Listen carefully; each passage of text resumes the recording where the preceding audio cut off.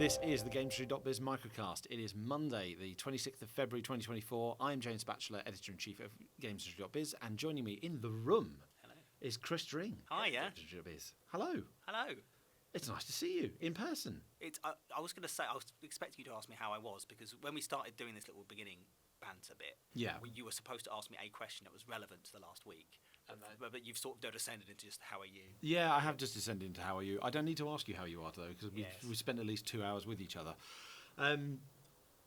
Interesting to be doing this together, but we're still going to be same old format for Microcast. We're going to be diving into the biggest stories of the past week.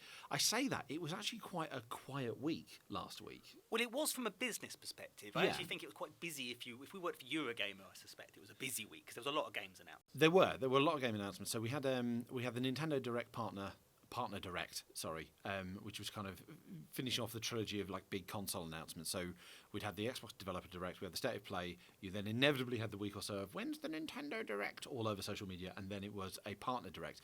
First of all, interesting that it's a Partner Direct, no kind of first party titles, but then I guess we already know their H1 lineup, don't we? Well, it was a little bit of starters. Endless Ocean is a Nintendo game. That's true, yeah. So it's a Partner Direct, sort of.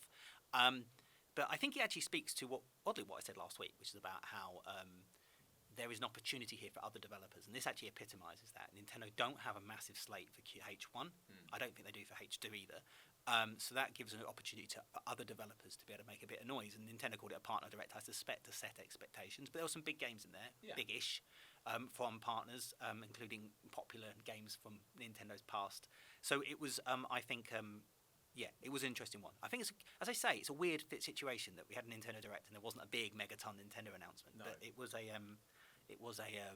megaton. That dates me, doesn't it? It was a good one for sort of other developers. There was last year. Do you remember? Nintendo announced Metroid Prime Remastered, and they launched it at the same time, and that shadow drop sort of had an impact upon anyone else that had, including Nintendo. I actually heard that Zelda pre-orders were slower than expected, and Nintendo put that down to the amount of people that bought Metroid Prime Remastered. Yeah. And this time there wasn't anything like that, and that creates an opportunity for everyone else to be able to actually get their game seen and heard. So yeah, it was interesting, but I think we are in the final year of a Nintendo console. Nintendo's big developers are looking at they're looking at their next machine, aren't they? Yeah, so exactly. So Nintendo are going to have to make do with third-party partners, of which they have quite a few now compared to previous generations, and obviously smaller titles like the Princess Peach game and things like that. I say past Nintendo consoles, you'd almost see 9 months, maybe even a year of little to no releases of note. We're going back a bit. We go way back a bit, but to come to the point now where there's still plenty of third-party releases on the way. I suspect H2 will be quieter. Certainly, I highly doubt Nintendo's got anything planned for H2, particularly if that was planned for Switch 2, and that's been pushed into 2025. We have a Pokemon event this week. We do, yes. And I wouldn't be, it's but past history suggests Pokemon tend to take a year out. Yep. And that was last year. Yeah. So there should be a Pokemon game. I'm not expecting a brand new get entry in the mainline series, but perhaps a remaster or remake. You tend to get one. It would be a spin-off. The cadence they kind of tend to be on is, so last year was the DLC year or the year off. The year before was the main generation year. The year before that was the remake year with Brilliant Diamond Shining Pearl. Yeah. So this would be the spin-off year. So something like a Legends or something like a Let's Go or something different. Well, no, there would be a black and white remaster. You reckon? Yeah, because it might be a Legends, but a Legends actually launched alongside Brilliant Diamond. No, that's true. They came along and said we're getting into the weeds a bit. But I would expect a Pokemon game. If there is a Pokemon game, then there's a chance Nintendo can sort of ride out this year with something at Christmas anyway. Which is an interesting conversation, actually, whether Nintendo have got enough to sort of keep people interested for another year. You mentioned, obviously, last year's Direct was overshadowed somewhat by the Metroid Prime Shadow Drop. There were still a bunch of Shadow Drops. It's a big thing, isn't it? Interesting. It's been happening a while. I like to talk about it like it's a new trend, but it isn't. Nintendo Directs have a habit now of just launching, by the way, here's a demo. Here's something else coming out this week. Here's 5 rare games in Nintendo Switch Online. Yeah. Here's the Penny's Big Breakaway. Pentament's out the next day. I'm not exaggerating, but a large number of the stuff that was announced last week came out, or at least it's coming out very, very soon. Was Pocket Card Jockey, we're talking of Pokemon, that's the Game Freak horse riding game. Was that a Shadow Drop or was it just the demo? I can't remember now. Something is available now because it's on my Switch. So, there was. these events are the gap between these events and games coming out. Yeah. Shadow drops aren't new. Obviously, obviously Hi-Fi Rush was a big one last year for Xbox, but it is it does seem to become a bit of a thing now. And suddenly you go from, well, there's not much coming out on my Switch. Suddenly there's 10 things on the same day. Yeah. And I say last year you had a big one which might have drowned out all the others, but this year it'd be interesting to see if a game like Penny's Big Breakaway might end up doing some big good numbers. I bought that game. I saw it in the Direct. I thought, that looks fun. And then I bought it, and I probably wouldn't have done if they'd given me a 2-week. Yeah. Chris Dring demonstrating the power of the shadow drop. Yeah, it's just all that. And you could get it right now. It's it's an effective model if you can pull it off. Skewing back to conversation we've been having on the Microcast quite a lot is obviously you mentioned Pentiment, you mentioned Hi-Fi Rush. Like we finally got confirmation this week of the pretty much confirmation of what we knew, like worst kept secret, etc. Very protracted announcement. This very protracted. I mean, essentially the announcement cycle for Pentiment, Sea of Thieves, Grounded, and Hi-Fi Rush coming to other platforms started about a month ago with the rumours. But we finally have confirmation. So. Yeah, like Pentiment and I believe it's Grounded are the ones coming to Switch, Sea of Thieves and Hi-Fi Rush come to PlayStation 5 and PC. No, Sea of Thieves is already on PC. But like I've seen like tweets and stuff like over the week, like it's really weird to see, like I think it was someone from Rare, it's like it's really weird to see a Rare game and Sea of Thieves on a PlayStation store. There is the N64 fanboy in me is furious. Like I'm just I was back in the late 90s when basically the one thing N64 had going for it was GoldenEye and some of those Rare titles.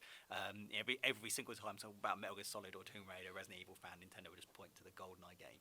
And now here they are. And here's the thing, Sea of Thieves is an incredible game. I will say this, they're not Microsoft's biggest titles, right? They're not Starfield and they're not the ones that generate the biggest noise, not Halo.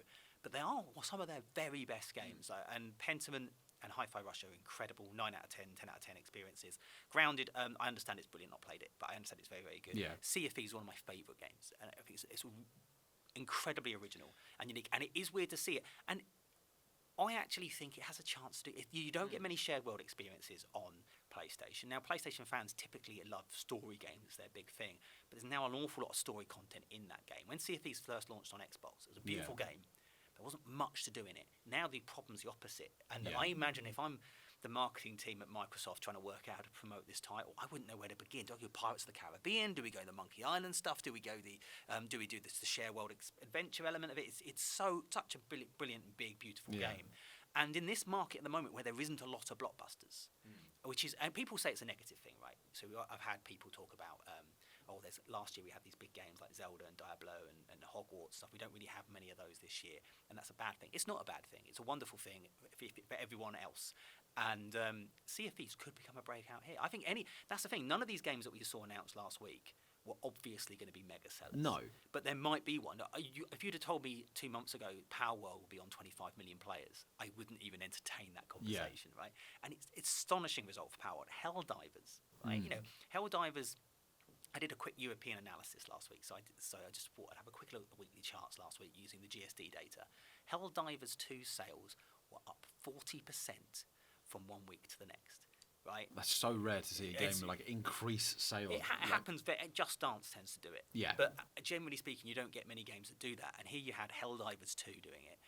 And then actually the physical chart just came out this morning, and the physical data suggests that Helldivers 2 is going to have a third week of growth. And I had no idea what numbers it's on now, 3, 4, 5 million units. But it's a big hit for PlayStation. This a big hit for Sony.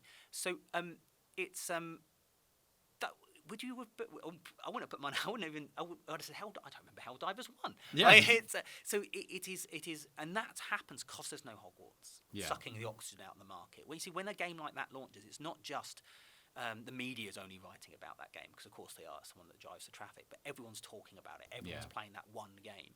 But when everyone's not playing that one game, it creates an opportunity for everyone else. And I think if you're a indie dev launching a game this year, or even if you're a AAA dev but an independent one, like Immortals of Avium last year, we got a piece going up this week about that game. Yeah. And that game was a flop last year, really disappointing. Decent title from what I understand, but just came out on Baldur's Gate 3 window, and there isn't a Baldur's Gate 3 window this at the moment in this calendar year. So there's a wonderful opportunity, I think, for those games that we saw last week, and Sea of Thieves, I'd love Sea of Thieves to. It's already been quite a hit. I think 35 million players. I'm surprised. I've been surprised at how well Sea of Thieves has done, because you're right, it's an amazing game. It's a really good game. But I've been surprised how well it's done, given that it's not kind of... When it first came out, it wasn't a straight pitch of... We had this whole conversation years ago of, like, what sort of game is it? It's a pirate game. It's like, well... That's what Craig Duncan at Rare said. Yeah. When I asked him what type of game it was, he went, it's a pirate game. Yeah. Is that a genre? Is that a genre? It feels Exactly. like a theme. And I thought, this is going to do fairly well. But the fact that it's still going, the fact that it's really expanded, the fact that it's got the huge community, and that's with the limitations of being on Xbox, which has the smaller user base. I think it's on PC. I think a lot of its players are on PC. It does Absolutely. turn up in the PC charts from time to time. But to put this on the PlayStation 5, which is the market-leading console this generation, with that much larger audience, there is a real chance for this to have a full-blown second wind, and that goes for all the titles that Microsoft are bringing over to PlayStation 5. I think it would be really cool to see this do well. Yeah, it's also really original. I think it's a sort of... You don't get many games like this. No. There's no vertical progression, which might hinder it a little bit, and it's very much horizontal progression as an online service game. But I really rate it, and I think more people should discover it. And I hope the idea of it. I love the idea of it doing well, simply because it's a game that it just shows if you commission something this weird. Yeah, because it is weird, right? Yeah. One of the things you can do in the game is drink a load of booze and throw up on each other. Right? it is funny, and it's very rare. Yeah. I'm excited to see it actually happen. I've got the game and I've played it to death. I'm not getting it again, but I'll keep playing it. But it's quite exciting. I'm kind of intrigued. I'd love to know the reaction at Ubisoft and Ubisoft Singapore. Obviously, been working for years and years on Skull and Bones, confident that there aren't really many other pirate games out there on other platforms, and then here's this really popular pirate game coming over to the leading platform less than a month after it's finally launched. Yeah, Skull and Bones' launch seems relative. Again, I was looking at the numbers last week, and its launch sales are about 24% lower than what Sea of Thieves did. Right. When it launched, and Sea of Thieves was also in Game Pass day and date. It was the first game to do it. It was, yes, I remember now. So, interestingly, it's a bit of a pioneer, really, that game for Xbox. But yeah, I'm not just Sea of Thieves loving. I do love the game, but it's I don't know. I don't really know what the true expectations are for Skull and Bones. I know Yves Guillemot called it a quadruple A IP, which suggests he has very high expectations for it. But they must know that game's the momentum behind that game. There's a lot of doubt around it. Yeah, you can't have a game in development for that long without there being some skepticism, and then but no, overall kind of sentiment that's going around at the moment is this is potentially a year. 2024 is the year where so many other games can shine that would have struggled in 2023, and that's good for the industry. It is. It's brilliant for the industry. It's kind of as great as it was to see all these blockbusters last year. They were almost all really well-known properties. I think we've said this before. They're all established IP. I mean, Starfield wasn't, but Starfield was a new IP, but coming from a very established studio with a very established formula. It is essentially Fallout or Elder Scrolls in space. People knew what to expect. Yeah. Whereas this year, as you said already, Power World, something completely different. Helldivers. The first one didn't make a big impact like this. It's good to see. It raises confidence for me for things like, Dragon's Dogma 2 is one of those, the original Dragon's Dogma is one of those cult hits that everyone insists is amazing, but didn't set the charts on fire, etc. And it's one of those ones where, the publisher's finally given a chance for a sequel to come out, and had it been released in a busier time, that sequel would have struggled, and therefore the pent-up anticipation for it wouldn't have played out because people would have bought more established games rather than that. Dragon's Dogma 2 stands to do well, I think. Also, it's really tough out there. There's a lot of competition. There's a lot. We just mentioned Skull and Bones has come out in a time when Helldivers is doing the numbers right. It's not a guarantee. It's just that there is if you create something that can catch on, and there's now more room to do it because you're not being necessarily muscled out by these mega launches. Yeah. But obviously, it's still competitive. And I think interestingly, Endless Ocean, which is Endless Ocean, I think it's called. Endless Ocean, yeah. It's a lovely game. I remember from the Wii. It's a really lovely game, but it's not one that you would necessarily... But, who knows? It's got social connectivity this time. It's sort of a cozy game. Those are quite popular at the minute. And you never know. It could become maybe it's a sleeper Switch hit. While we're talking potential Wii games that could make a comeback, I was quietly pleased to see Disney's Epic Mickey rebrushed, the remaster. because I remember playing that game. It was a really interesting take on Mickey Mouse, and obviously the original was only ever exclusive to Wii. The sequel came out on all platforms, so there was 360, PS3, that generation. Didn't do particularly well, and I think it was just before kind of Disney pulling out of video games entirely. So it's really kind of cool to see that one get a second shot. Monkey Ball's back. Monkey Ball's back. I love that. But it's very, very. I actually, you never know. But I actually, if I'm being honest, I didn't think too much of what. I didn't see anything that was going to light a fire under Switch sales between now and. But even then, like for as you say, for this late in a console life cycle, and particularly for a Nintendo console life cycle, because we've never been this late in a console life cycle. In a home console. In a home console, granted that. But like it looked like a solid lineup. It looked like a solid lineup of there's still enough things coming that Switch owners have got stuff to buy. In addition to the first party stuff we know, like Princess Peach Showtime is coming out 22nd of March. You've got Luigi's Mansion 2 HD is on the way. Paper Mario. There's another Paper Mario 1,000 Year Door. Like there's still some stuff on the way. So it's going to be intriguing to see. I cannot wait to kind of December see which games have actually taken off the most this year. Because I think we're in for a year of surprise hits, hopefully. But the sad thing is, and I'm going to help segue into, I'm sure your next subject is. Thank you. We might not know which games are the biggest this year. No.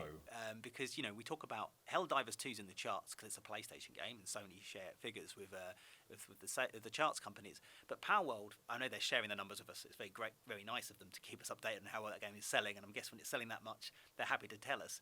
But they don't share the data, no. And a lot of these smaller developers, these smaller publishers, they're not in the charts system because the chart system, for those that don't know, when it comes to physical retail, the retailers themselves share the market data. So this is how many units of games we sold. When it comes to digital sales, Steam, Xbox Live, PSN, they don't share their figures. You have to go directly to the publishers to share those figures. So obviously they go to the publishers that release a lot of games. So Activision's, EA's, Ubisoft's, Sega's, they share their figures with the charts companies. But that means games where perhaps developers only releases one game, like CD Projekt or Larian or someone like that, or Remedy. Even like the amount of self-published studios out there, like self-published games, self-published indie games, like they just have not got a chance of being included in the hearts. Like charts, like regardless of how well they're doing, like it's rare for a self-published indie game to sell well enough to get to the point where it's up there with these established hits. But it does happen occasionally, we don't know. It happens almost every year. Like, Dave the Diver would have been in the charts last year. Baldur's Gate 3 would have been in the charts last year. But Alan Wake 2 probably a little bit lower down, but would have been in there somewhere. And they're not in. They weren't in last year's charts because they don't share data with the charts company. So when we get to the end of the year, we might be doing here's the best-selling games of the year. But there will be probably half a dozen, including Palworld, that won't be in that chart. So we saw a prime example of this last week with Sakana, formerly MPD, released the January charts. And they quite openly said, and I don't remember a former Sakana or MPD report that specifically said we did not include this title because, like, there's the general, like, kind of the little asterisk in the top-selling titles, like, Nintendo doesn't share data, like certain ones, this only counts. But they actually made a point of specifically saying we do not include Palworld because we don't have the data. It's when you know that the number one game that month isn't the one that's number one in your chart, right? And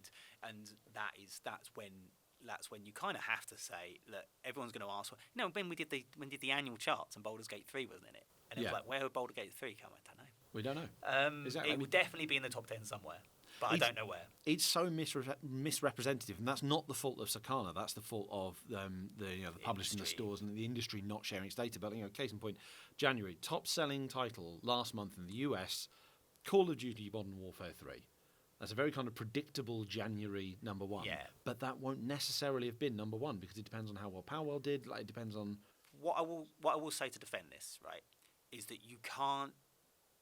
When the UK charts, so it used to be called Chart Track, and before that was called Gallup, when they started in the UK, they only covered 20. They were the physical retail charts, a little bit easier, but only a handful of physical retailers shared their data. But we published the charts anyway. We as an industry published the charts anyway, and eventually it caused other retailers to go, we want to put our data in, and now it's got to the point where 95% of the retail market in the UK is covered by GfK, which is, they bought Chart Track will Gallup, blah, blah, blah, right? So that's what happens.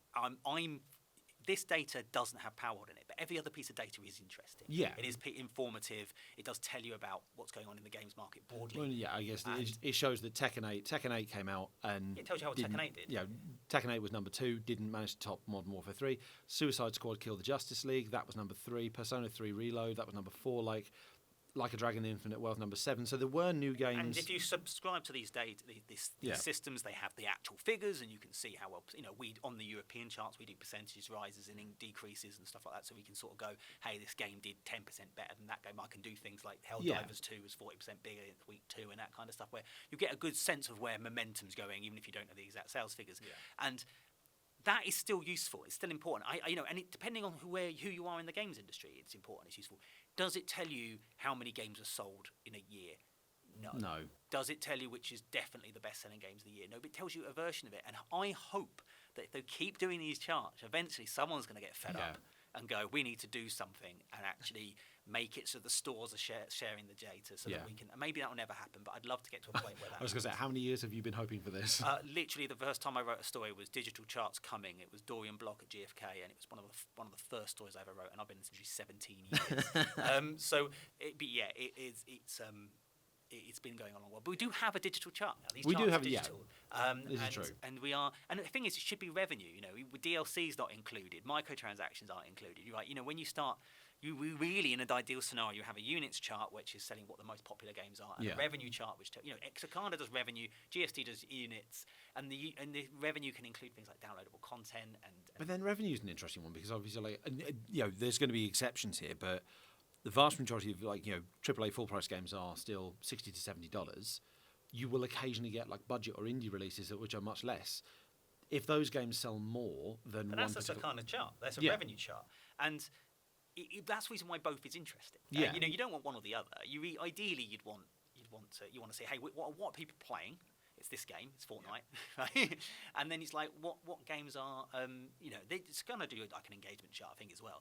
And then you go, okay, which one's generating the money? Which one's generating the revenue? And that is, I think that'll be really useful. We're nowhere near that point. No, we have actually been sitting in this point for quite a while now, which is this sort of publishers submitting digital data and sort of physical data, and what it means is people get guessing. And it's the thing in movies. Not only do you have how much money things made, how many people came through the door, you even got the budgets of these. I was going to say, yeah. And I know it's the idea it's competitive information. Let's not share, but this is how we as an industry get bigger and better and more successful when we start seeing.